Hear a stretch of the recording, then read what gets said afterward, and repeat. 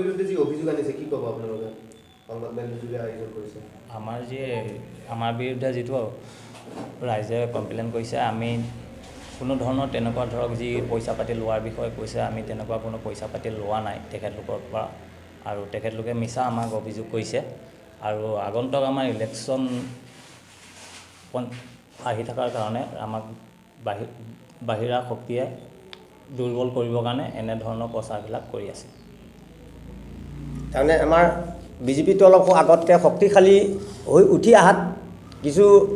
বাহিৰা দলৰ মানে ৰাজনৈতিক দলৰ মানুহে আমাৰ ওপৰত হেঁচা আৰু আমাৰ ওপৰত বদনাম এটা জাপি দি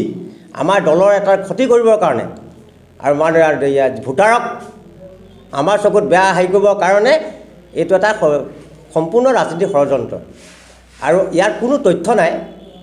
বা কোনো ইয়াৰ ভিডিঅ' নাই আমি গৈ পেলাই পইচা বিচৰা বা হেৰি কৰা বিচৰা কোনো ইয়াত এটা তথ্য দিব পৰা নাই খালি মানুহৰ বাইক লৈ পেলাই এটা নিউজ কৰিছে মানে আমাক সম্পূৰ্ণ ষড়যন্ত্ৰ বলি পঠা বনাইছে ৰাজনীতি হিচাপে মানে হয় প্ৰধানমন্ত্ৰীৰ আৱাস গৃহ তাত মানে কি মহিলাসকলে বা হিতাধিকাৰীসকলে কৈ আছে যে আমাৰ ঘৰত আহি পেলাই ৰাতিও আহে পইচা বিচাৰি আহে পইচা নিদিলে ঘৰৰ নামটো কাটি দিব এইটো সঁচা নেকি? আজি চাওক ৰাতি মানুহেনো PMY ঘৰ বিচাৰি টকা মানুহক 11টা বজাত মানুহৰ ঘৰলৈনো পইচা বিচাৰি যাবনে সেইটো ডকাইত বুলি বান্ধি নথবনে তে সেই নিউজটো ভালদৰে ৰাইজে চাওক ভালদৰে যদি নিউজটো শুনে তেতিয়া ৰাইজে নিশ্চয় বুজি পাব ইয়াত এটা কিহৰ ৰহস্য গোন্ধ আছে।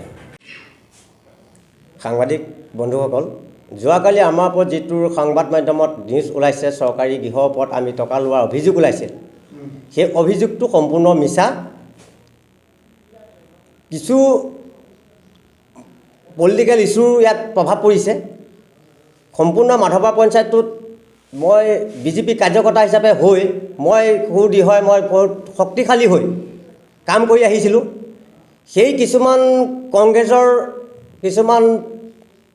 দলীয় নেতাৰ চকুৰ পিনে থাকিব নোৱাৰি মোক কেনেকৈ ষড়যন্ত্ৰ বলি পঠা বনাব পাৰে সেইটো এটা প্ৰচেষ্টাত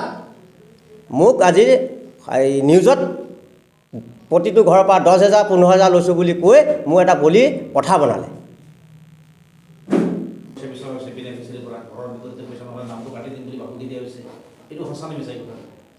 যদি এই কথাটো সঁচাই হয় আপোনালোকে সংবাদ মাধ্যমৰ জৰিয়তে মই ক'বলৈ ওলাইছোঁ এতিয়া তাত কৈছে ৰাতি 11টা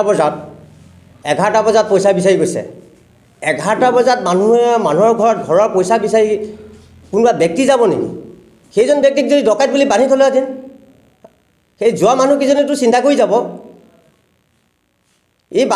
বাতৰিৰে আপোনালোকে নিজেই বস্তুটো বুজক সংবাদ মাধ্যমকো কৈছোঁ বাতৰি কৰাৰ আগত বস্তুটো অলপ চালি জাৰি চাই ল'লে বেছি ভাল হয়।